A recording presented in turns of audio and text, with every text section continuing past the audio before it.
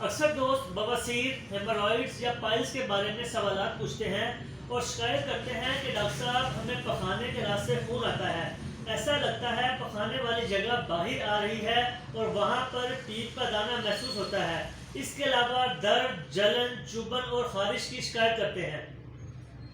Homeopathy doctor Sohail Ahmed. دوستو، میرا آج کا لیکچر بھی اسی ٹاپک پر ہے کہ بواسیر کی علامات، وجوہات، پرہیز اور علاج کیا ہے۔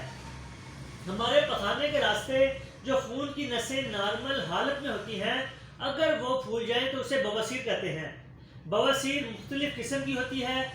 پہلی قسم میں پخانے کے راستے خون آتا ہے، دوسری قسم خون اور موقع باہر آتے ہیں اور پخانہ ختم ہونے کے بعد خود ہی اندر چلے جاتے ہیں۔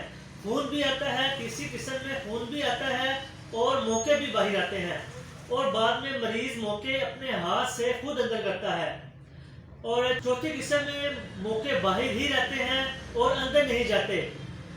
اہم سوال یہ ہے کہ بواسیر ہوتی کیوں ہے، اس کی وجوہات، پرہیز کیا ہے۔ تو نمبر 1، بواسیر قبض کی وجہ سے ہوتی ہے۔ اس کے علاوہ جو لوگ فائبر کا استعمال نہیں کرتے، یعنی پھل، سبزیاں اور روٹی نہیں کھاتے، انہیں بواسیر کی شکایت ہوتی ہے۔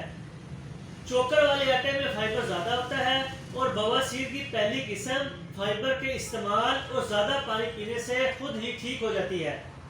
بواسیر کے مریض کم از کم 8 سے 10 گلاس پانی ضرور پئیں۔ رات کو کھانا لیٹ مت کھائیں۔ اس کے علاوہ موٹاپا، آرام پسندی، زیادہ وزن اٹھانا، زیادہ کافی اور سگریٹ کا استعمال، جنک فوڈ، بازاری کھانے سے بواسیر ہو سکتی ہے۔ ان چیزوں سے احتیاط کریں، واک اور ایکسرسائز ضرور کریں۔ اگر آپ کو بواسیر کی شکایت ہے تو ہومیوپیتھک میڈیسن استعمال کریں اور آپریشن سے بچیں۔ دوستو، اگر آپ چاہتے ہیں یہ قیمتی اور اہم معلومات آپ کے دوستوں اور جاننے والوں تک پہنچے تو سبسکرائب، لائک اور شیئر ضرور کیجیے گا۔